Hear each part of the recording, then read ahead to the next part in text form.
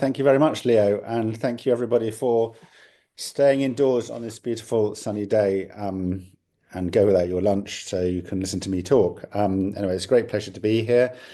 I was very grateful to receive the Urban Design Group's award in 2018, and I greatly enjoyed meeting some of you then. So, as Leo said, I have written a book recently called Property, the Myth That Built the World. And this is the book. And this is the new edition of that has an extra chapter modestly entitled How to Solve a Housing Crisis as opposed to the Housing Crisis. But really the motivation for writing the book was spending my entire adult life living with what Margaret Thatcher called the property owning democracy, and its achievements, the good things it did, and also the problems it caused. And possibly the problems became more and more apparent as time went on. And my personal engagement with the property owning democracy was both as somebody seeking a home and eventually buying a home, and as somebody in the world of architecture and planning, which obviously has a very important role to play in issues of property and housing. And as Leah mentioned, I suppose the sort of fundamental question or theme that I look at in this book is the very great promises that property makes, that it makes you rich and happy, sets you free, both at the level of individuals and countries. And a lot of times that's true, but then sometimes it spectacularly doesn't do that. So what are the other alternatives to the idea of private property when it comes to ownership and building housing and creating communities? So sort of to dramatize this a little bit, here we have a picture from the 1920s of a type of place that will be very familiar to everyone, and it encapsulates a kind of dream that people can have a house and a garden, and it's theirs, and they can raise a family there. And although this dream was never available to everyone, it was available to quite a lot of people, quite a large section of the population. And Stein Eiler Rasmussen, the great Danish architect and writer, in his book London, the Unique City, did this kind of quite beautiful description of what used to be seen as a great strength of this country. I'll just let you read it yourself rather than read it out myself, but it sort of sums up an idea of a kind of good life through housing.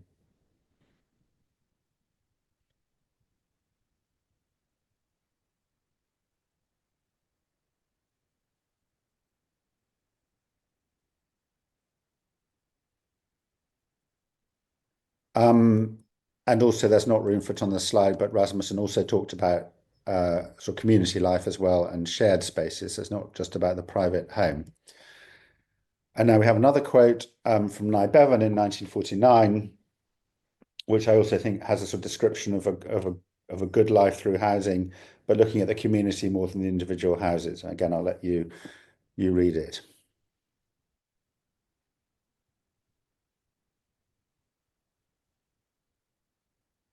So I think we can all agree these are sort of desirable objectives, and they shouldn't be unattainable objectives.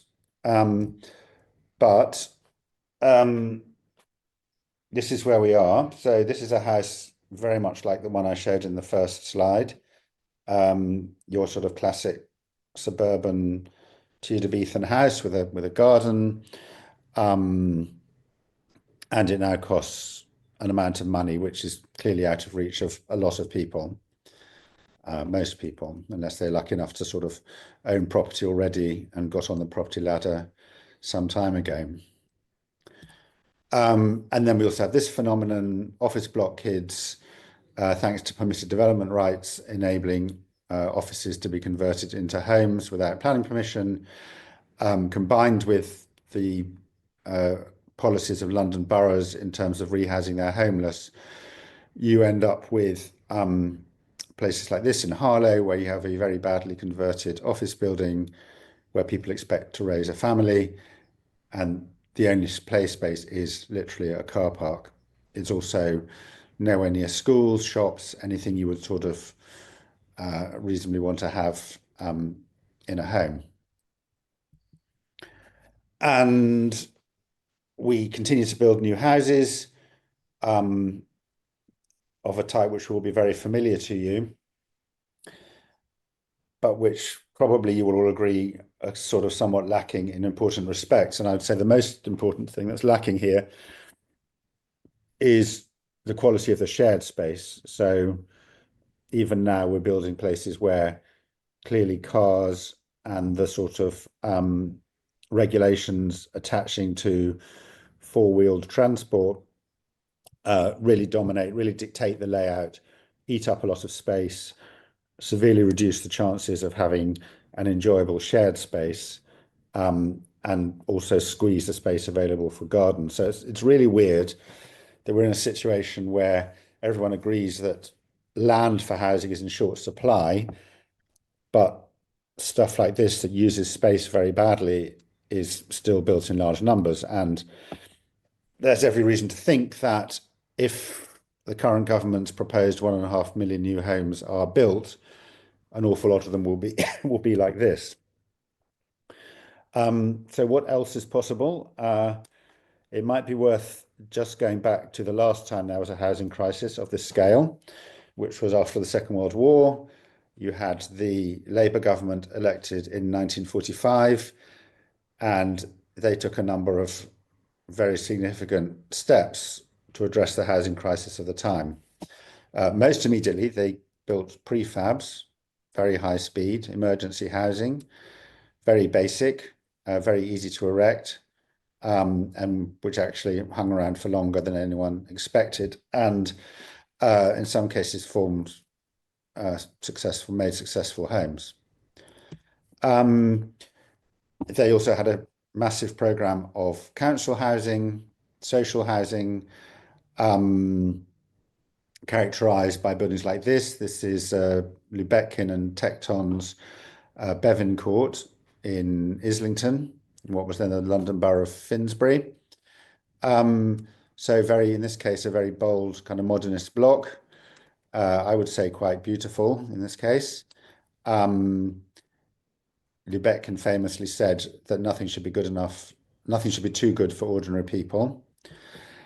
But an important aspect of this building is the attention it pays to shared space again. So the staircase is not just a kind of means of circulation. It's a very dramatic piece of architecture with quite a beautiful piece of art in the entryway, but also it's a place where people might actually meet each other and have a kind of sense of connection.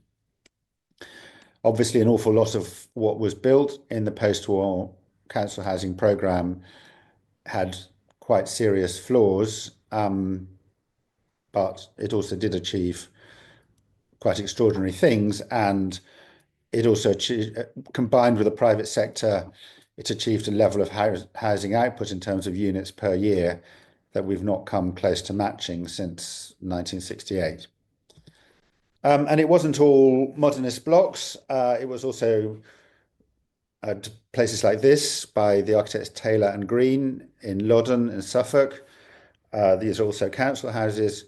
And as you see, they're very simple, rather charming, small scale, quite traditional homes that were also very thoughtfully designed.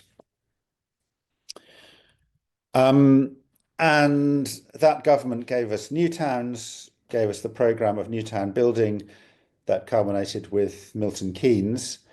And again, wasn't all perfect, but it was a quite extraordinary achievement to build places that now house over 2 million people in total,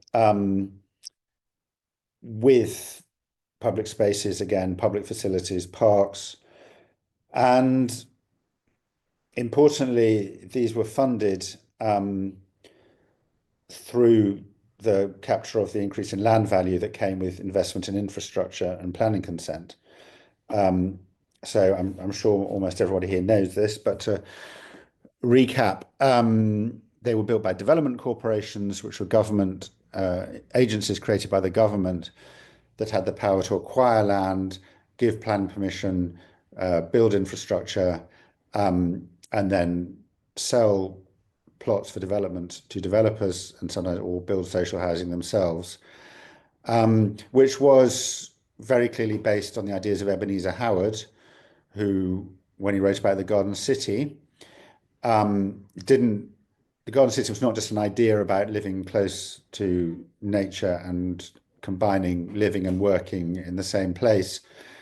An awful lot of Ebenezer Howard's book is about how you finance it, which was through what he called the unearned increment, which again is capturing the increase in value that comes when you invest in services and infrastructure.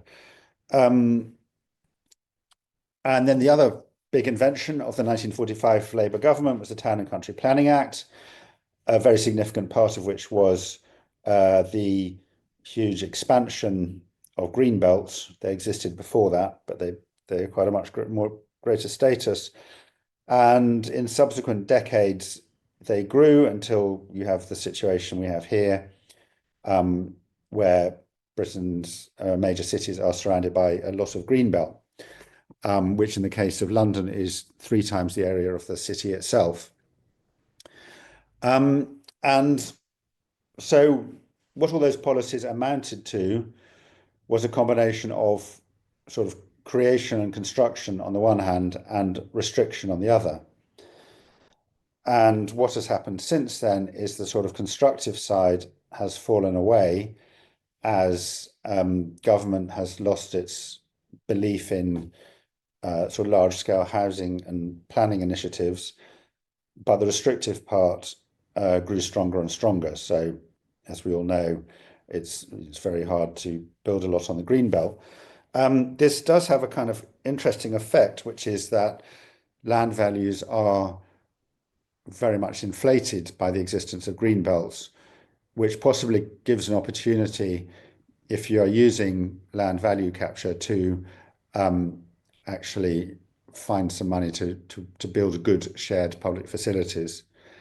So that's something Ebenezer Howard wouldn't really have imagined, quite how much a bit of land would be worth in let's say the periphery of London. And as we all know, when you give planning permission for residential use for land that has another use, its value goes up immensely. And the question is, where does that value increase go? Does it just go to the lucky landowner, or can some of it be captured for public benefit? There are some good examples good contemporary examples of what can be done. This is Holton outside Rugby, by the developers Urban and Civic. David Locke Associates and others have planned and designed it.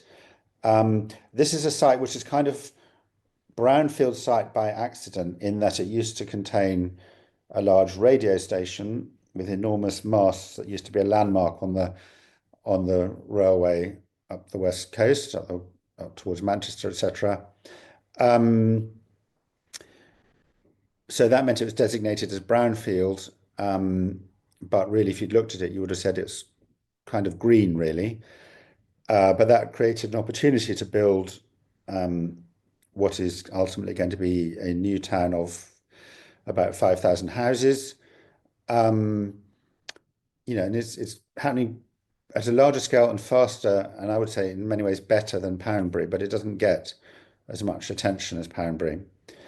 And what is good about this scheme is the attention paid to the spaces between the houses. So there is a network of routes across around the scheme, which are well landscaped. A lot of them have water.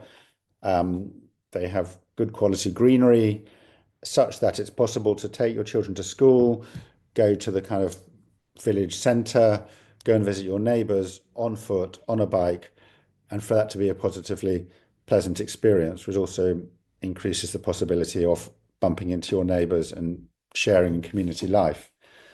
Um, this is not purely a sort of triumph of free enterprise, because Homes England also had a role in kind of enabling this. And so again, you see it's considerably better quality landscape than in that slide I showed earlier of your sort of typical modern housing development. An important factor of this is that the sort of investment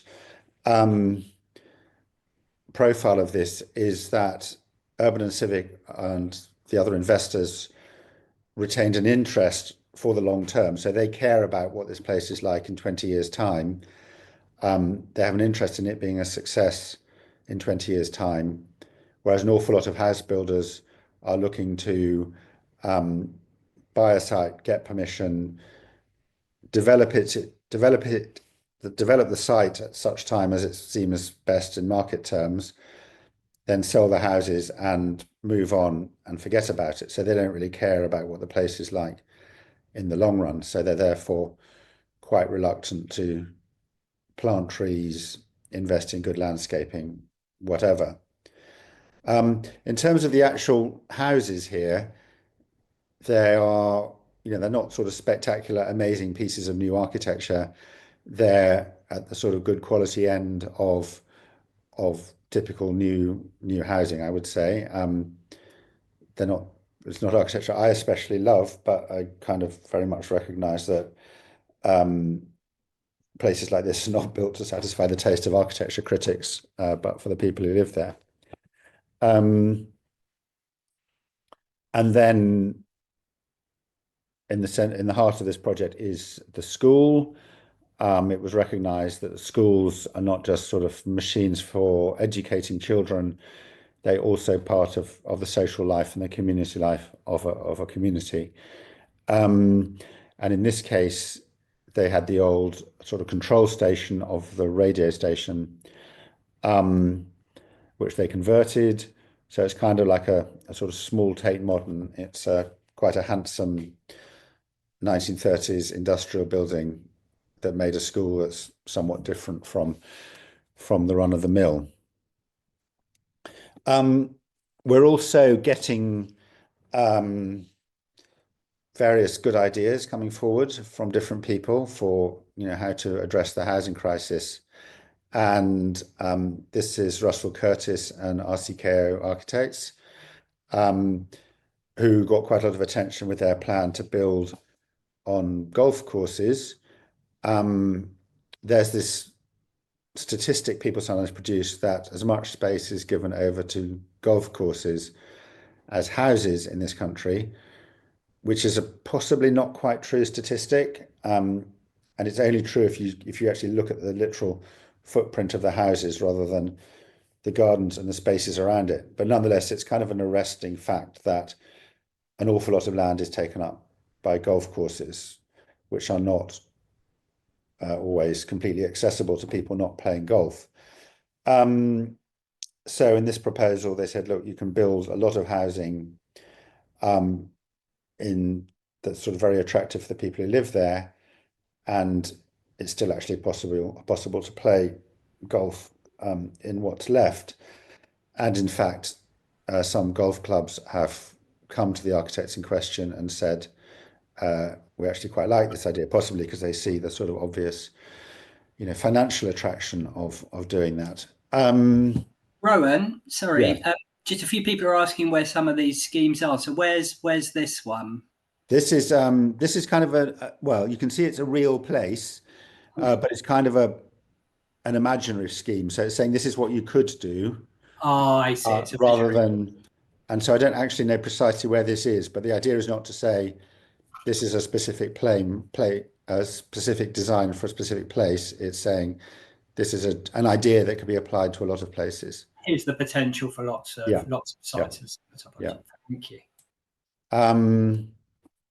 And the same architects have also done a very good work looking at things like rural railway stations, which often have quite a lot of underused land around them, including for car parks. Obviously, people will still need to park cars near railway stations, but the land can be used better. And then if you can build new homes around these railway stations, they obviously have ready-made good transport links. So, that's another promising idea. This is an older idea that Ben Derbyshire came up with for what he called superbia, which is for densification of suburbs around transport nodes. So by taking the sort of two-story semi-detached pattern up to, four-story apartments within walking distance of a station, you can increase the density significantly and hopefully without sort of destroying the character of a place. Ideas like this tend to make the people who already live there quite nervous. And what's really crucial in them is that there's thought given to how the people who live around actually benefit in terms of new community assets, so that it's not just a case of more people using their services, that actually it makes the place better for everyone. And since then, a lot of other people have talked about densification of suburbs. Create Streets have done it. It's still not happening all that much, but it seems like a very good idea. You have projects like this, which is the Phoenix in Lewis, led by Jonathan Smales, once of Greenpeace, which is how to do a dense housing development in a country town with shared space that's not car dependent, that's got good architects designing it. This is hopefully happening. There it is again. So while creating the housing, they also create a bridge across the river. They create a new footpath. They do something about flood defense. Again, all of which is only really possible because the sort of inherent value of the land releases some values to spend on these things. We have Peter Barber, who does absolutely fabulous housing within the same constraints as other architects. I don't really know how he does it, but this is his Edward Mews in North London, next to the North Circular Road, on a site that you would have thought is extremely poor for housing. But he deals with it by creating this kind of barrier along the road, which then makes a sheltered shared space on the other side. Which, is just great, just really nice. Sorry, I'll just go back here. And the other amazing thing about Peter Barber is he actually manages to have fun while he's doing it. So, he has this kind of tower at the end, or both ends, which are sort of a little bit fantastical, which I think is quite an amazing achievement. And there's some great examples abroad. This is in the Balearic Islands, where an organization called IBAVI, which is a public agency responsible for building social housing, had a great program that unfortunately is now stopped, but for building new social housing using local materials and local skills. So this is all locally quarried stone. And there's an interior, which also has huge climate benefits. I mean, it's obviously a good thing to use locally sourced materials such as stone from a climate point of view, but also it enables you achieve a thermal mass that makes it easier to keep the buildings cool, to hold in the heat in winter. So they've actually, this is social housing and it's made of solid stone, and I still don't quite know how they did it, but that's quite a wonderful achievement. And you have very, very low energy bills, sort of getting on to zero because of the design, which is obviously also a great benefit to the people who live there. Also in Spain, this is Barcelona. These are architects Peris and Terral, who designed this block here, this square block. Again, social housing. is built in mass timber, again, a good material for the environment, which creates these very attractive spaces where, some of the timber is exposed. So you actually get a sense of what the building is made of. So there are some ways to do it that are out there, that everyone could learn from. The challenge is how to achieve it at scale. And also, and I want to put in another level of complication into what's already a very difficult situation, which is that we've all belatedly realized that the carbon and energy impacts of buildings are not just in use. It's not just heating and ventilation costs over the years, it's also the costs of construction, of the energy that goes into the materials and getting them to site, etc. This is from the Architectural Review a little while ago, and taking this sort of quite extreme position that you should demolish nothing. That's probably not achievable, but it is extremely important that as much care is taken with existing fabric and as much creativity as possible is applied to reusing existing buildings. And here, I'd love to show you a sort of cavalcade of fantastic conversions of sort of large old buildings. There's not a huge number of them, so what I'm going to show you are quite conjectural things. This is an idea called Apartment Store by the architect studio SAR, which won the Davison Prize last year. And it's a plan for converting, in this case, an old Debenhams in Taunton into a place to live that also has sort of communal facilities in the building. There's obviously a lot of abandoned retail space. It would be great if that could be converted to residential, but it's not easy because these buildings are typically not a great shape for residential developments.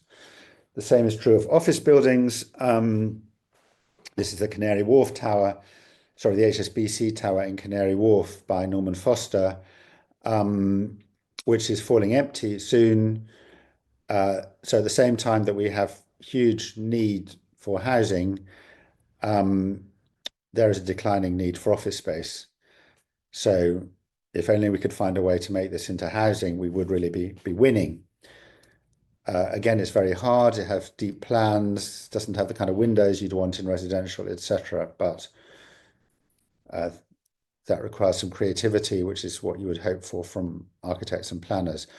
So the Canary Wharf Group have actually come up with a plan on the right for this tower by KPF Architects, which is for a mixed-use development that includes some housing, but also lots of other uses. So whether this actually happens, we'll wait and see, but they seem to be saying they will do it. And part of what you need to do these kind of conversions is a different kind of attitude. What I have here is a project by the French architects Lacaton and Vassal, who have become famous for their approach to reusing old buildings. It's a 1960s housing estate in Bordeaux, which had various problems. The normal solution would be to kind of reclad, to cover the facade with kind of insulation panels. Lacan Vassal took a different approach, which is they added a layer of winter gardens. So this is something that wasn't sort of asked for in the brief. It's additional to the kind of minimum standards of apartment. It's a kind of bonus space, but what this layer does is it achieves those things of those ambitions of better thermal control, better environmental conditions, while also giving a very attractive space that's like a kind of gift to the apartments. And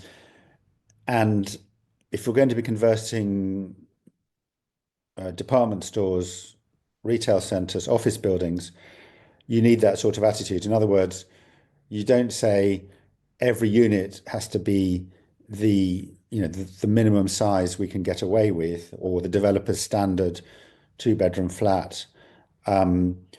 There has to be a bit more give and take. So, as a sort of compensation for the fact that it's in some ways makes a less good home than a conventional building, you give bonus features, you give assets that conventional homes wouldn't have. So, I mean, you saw this long ago when people started converting warehouses into flats. That the great beauty of those developments was extra space, high ceilings, etc., which compensated for some sort of disbenefits like not having gardens. So this is beginning to happen. On the left is Îlot Saint-Germain in Paris, which is social housing created out of an old office building by putting a new layer of balconies in front of it.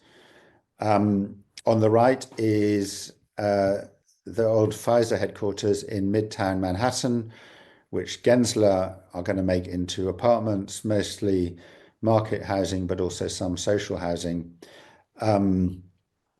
So it's beginning to happen, and people are finding a way to do it, and it should be encouraged. Lastly, I would say, given the environmental cost of new building, whatever new homes are built should really do something useful for the housing crisis. So rather than building a lot of spec homes for sale, as much as possible of whatever housing is built should be affordable. It should be public housing for rent. It could be public housing for sale, even as is done in Singapore. But rather than just saying we're going to build 1.5 million new units and those units will be whatever the property market decides, they should be somewhat more focused on what will actually truly address the housing crisis. And the housing crisis is above all one of affordability rather than numbers. So just building in more and more numbers of homes is not going to do it on its own. And I just finished, this is another Barcelona project. This is actually a hostel for homeless women by Vivas Architects.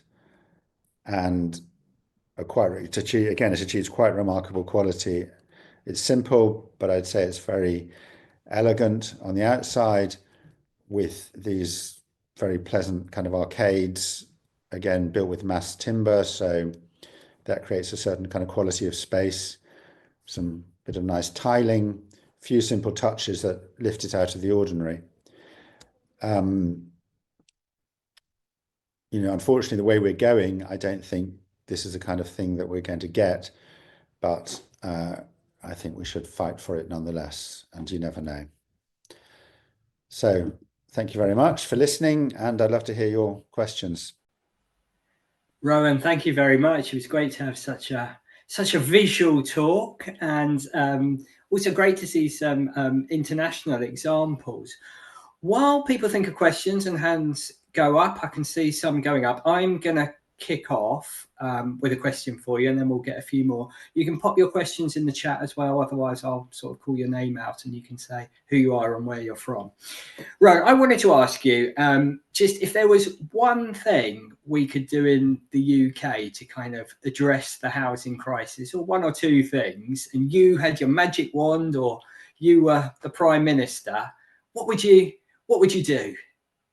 Okay, well, first I'm going to give an answer that is probably not what anyone here wants to hear, especially because actually the most effective thing would be not to do with building or planning. It would be to do with finance and taxation. So, the reason house prices are so high is very much to do with fiscal and financial policies for decades. So, if they really wanted to solve the housing crisis, which, as I say, is one of affordability, they could start taxing private ownership in a way that used to happen, and house prices would start to come down, and money would be raised to that could pay for other kinds of housing. Um, while they're at it, they could abolish stamp duty, which is a very problematic tax, which is a tax on ownership, but it just works in a weird way. Uh, that's obviously really politically difficult, and you wouldn't want it. I don't think anyone would benefit if you had a sort of massive collapse in house prices, because the people who would be worst hit would would be the people newest on the property ladder and the most vulnerable people. Um, so that's one answer. Um, Second answer would be, I would say, yeah, be absolutely serious about building some new towns with development corporations with proper design leadership and land value capture and so on, and get on with it. And sorry, I know I was only given one. You said one thing, but the third thing is equalize VAT on new build and refurbishment, Someone said that in the comments, because and I it's think, an insane yeah, situation that you have a tax incentive for demolition and destruction. yeah, And David Kemp has said that to everybody, and I think it was mentioned in Towards an Urban Renaissance that Richard Rogers and Co. yeah, did in people have 2000. been about it. And Still, they when I used was to a student, say, and the Treasury's excuse used to be, we can't do that because of EU rules. So it should be a Brexit benefit that we're no longer bound by those EU rules. But no one seems to have, no one in the Treasury seems to have kind of piped up now and said, let's do it. thank you, Rowan. That's good to have three there. Right, I'm going to go round and look at people's hands up, or you can post in the chat. So, Chris, do you want to unmute yourself, say who you are and where you're from, and come off mute and ask Rowan a question? Yes, hello, thank you. I'm from Haringey. Yeah, one of the things I'm concerned about is how people are going to get around without their cars. And I think this seems to be the important thing. And the first thing is not to put new towns in the middle of the countryside and attach them to existing towns. And the next thing is to make sure that there are proper footpaths and cycleways, not just within the development, but also connecting it to the outside world. And then that there are roads that are suitable for buses, and also preferably near a railway line so you can put a new railway station in. I think all these things seem to be very important when you're building new towns. So I don't know whether you agree with that, Rowan. Yeah, absolutely. I mean, you're not going to get rid of cars completely, um, especially in places like Holton that I showed. But yeah, you can shift the balance, make it more attractive to go on foot, public transport, um, and you can do things like, so the Phoenix in Lewis that I showed, uh, the parking is actually in a separate building. So if you do have a car, you have to park it there, and then you have to take a short walk to your home, which is a sort of, well, uses land more efficiently, and also a moderate disincentive to using your car. You're probably less likely just to hop into it than you would if it was, in the drive outside your house. Thanks, Rowan. Right, we got another question here or point from Emma McMullen. Emma, do you want to come on camera and unmute yourself? Hi, Emma McMullen from Hampshire County Council. So it's a question that I've been mulling on for a while, as development kind of crawls out from our large towns and cities,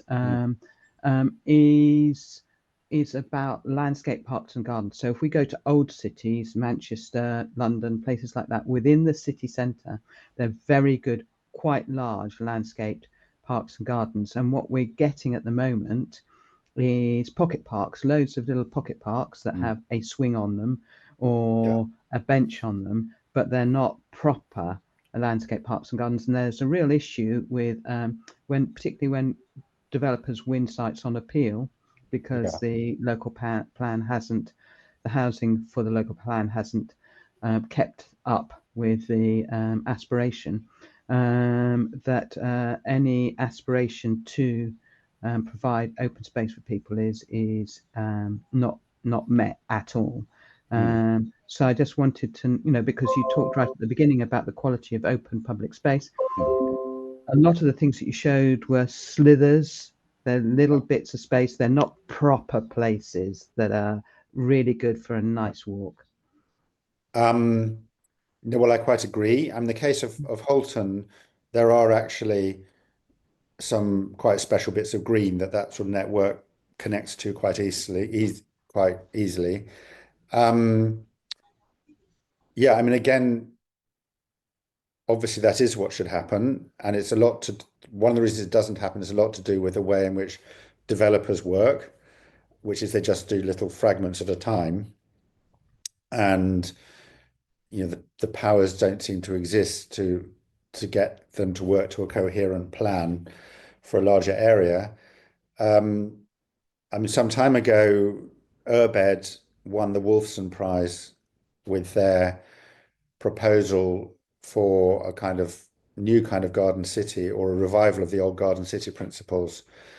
And they designed an imaginary town called Uxeter, which was kind of really based on Oxford. And they showed how you could build an extension to Oxford, or a town like Oxford, on its green belt in such a way that you had new housing, you had all the facilities, public transport, schools that you would want, and you would also have decent public parks. So you would obviously end up with less green space than if you built nothing, but the green space you would have would be a much better quality as a public amenity, and also possibly more biodiverse and environmentally better, compared with a rather sort of desertified agricultural land you'd be building on. But that totally needs something like a development corporation, or a developer like Urban and Civic, who's operating with a time scale and a size that makes it worth investing in these things. Because another problem you have is that projects like that need investment on the infrastructure and the public spaces kind of early. So the money has to go in early, before you start getting a return from selling houses. So that's a very important reason why it doesn't happen, but why you do need some kind of active intervention to make it happen.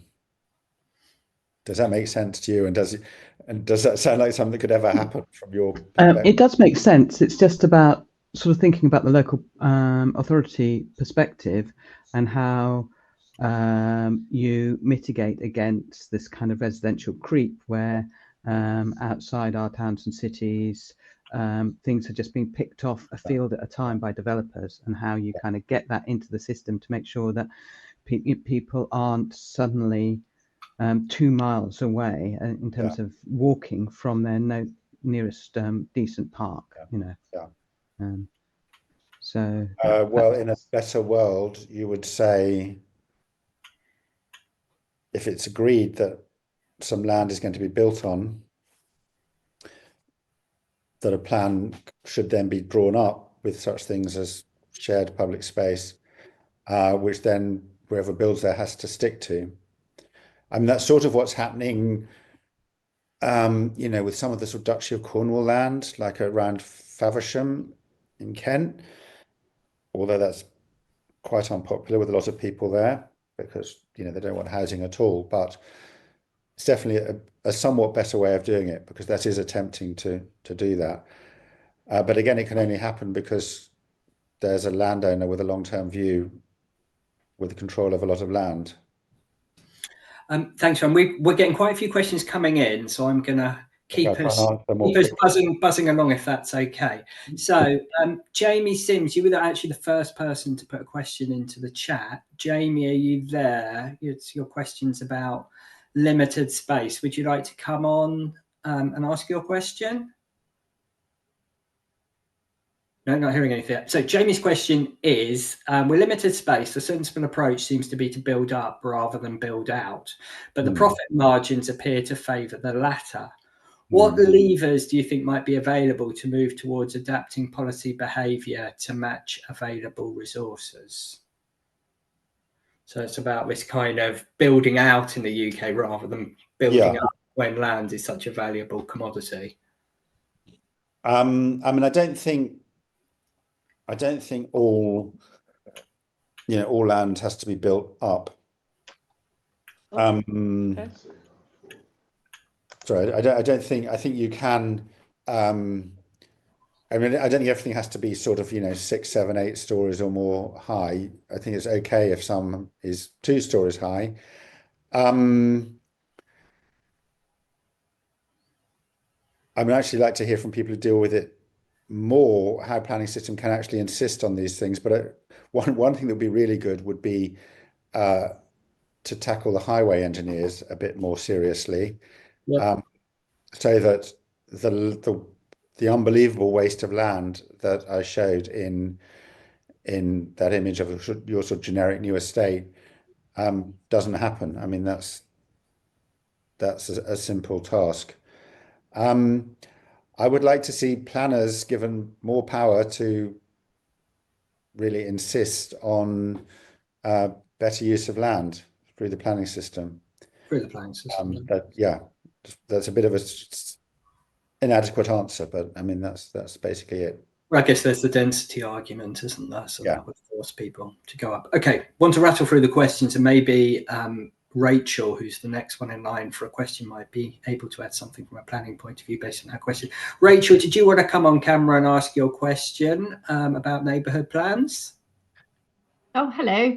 Thank you. Yeah, it'd be just lovely to hear what your view of neighbourhood plans are in kind of solving this massive crisis that we've got. I'm trying to find my actual question. How do you feel neighbourhood plans, planning at parish level, can be part of this conversation? Thank you. Well, I think the idea of neighbourhood plans is a really good one, that the people who are most affected by development, have a say in it, and and can hopefully direct some of the benefits of development to local needs. Because one keeps coming back to this point that there's effectively a sort of gigantic oil well under every rural town, certainly in southern and quite a lot of the rest of England, of untapped property values.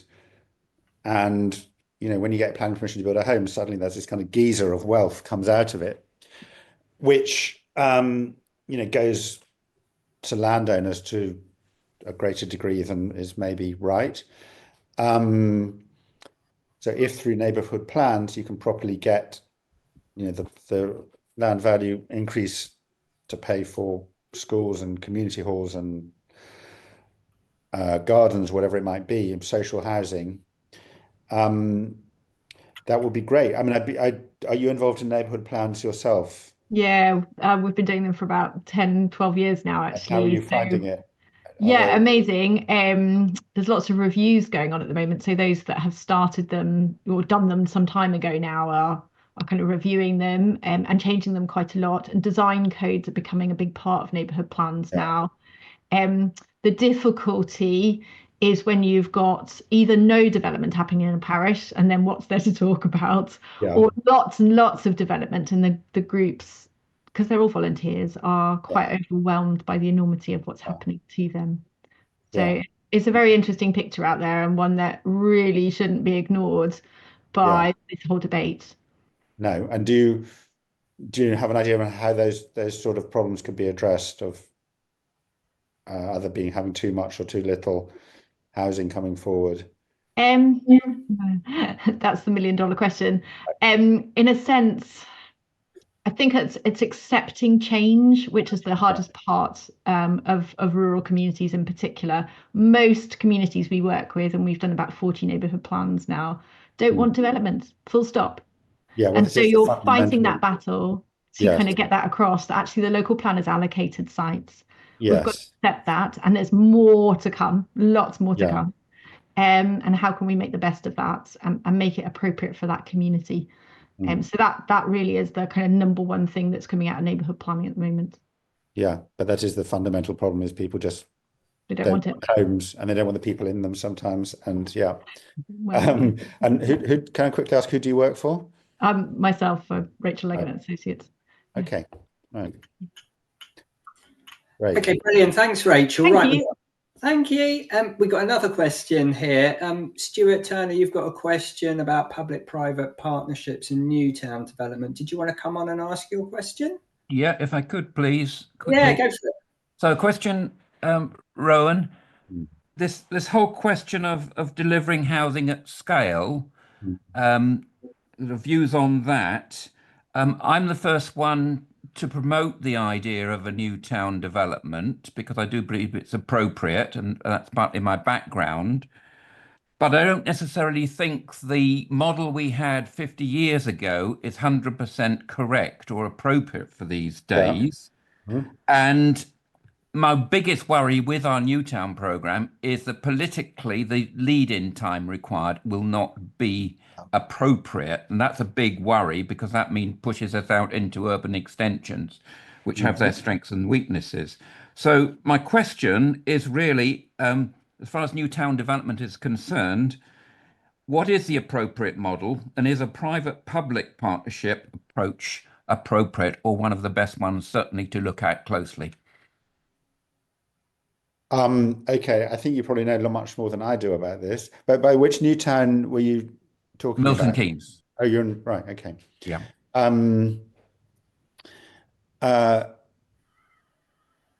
Yes, I think public-private partnership is a good way to go.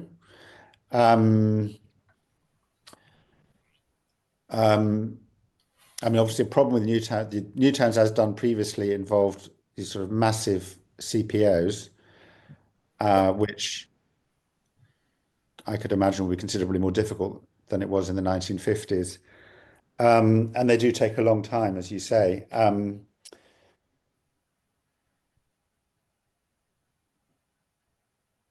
But yeah, I'm coming at this as somebody who knows about architecture and sort of planning from a sort of physical point of view. I think people like you know a lot more than I do about the actual kind of mechanisms. So yeah, what do you feel is the best way forward? Well, I mean, thanks for your immediate response. I'm interested in the physical environment and the quality of place. That's what's fundamentally important to me. Yeah. And hence design codes will come into it. I think we certainly need a new town compendium because it's going to be very, very different to address it from what we've got at the moment in terms of the model design codes. What I think I'm particularly interested in is getting a much, much wider perspective of how people do look at this, and in the way that you've covered a particular scale in terms of looking at the regeneration of a lot of our housing, how in some ways that can be translated in terms of the quality that you've presented today can be presented and translated and delivered at a larger scale, and question almost, is the large scale development self-defeating? So there's a lot of conundrums really.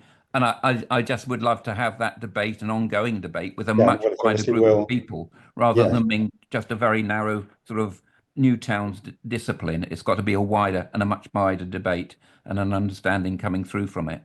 So Well, I personally would just want to try and keep this debate open and going of how we get there, because it's not an easy one. No, absolutely. And hopefully, at least as a result of the kind of push that we're now seeing from government, there will be more discussion of what these places should be like. Rowan, I think we've got time for one more. Questions. Yeah. Yeah, one more question. And let me, they're going in so quickly that I think it's Anne Lalick has a question, which, Anne, do you want to come on screen and ask your question about affordable housing and unaffordable housing? Are you still on the call?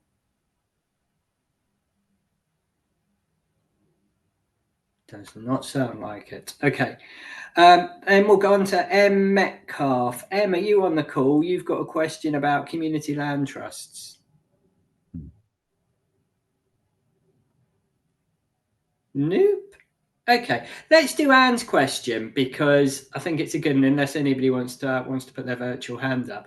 Anne's question, which I was intrigued by and moves away from Newtown to look more at regeneration, is how can we stop developers and councils building unaffordable housing that rips the heart out of a community? Here in Peckham, we're fighting Berkeley Homes, who have a massive development with just 12% social housing going through planning right now. So it's about stopping developers, she's putting in councils as well, but she's not here to ask a question, building unaffordable housing that rips the heart out of a community. So more of a regeneration question. Okay, so we're talking about a more sort of urban situation here. I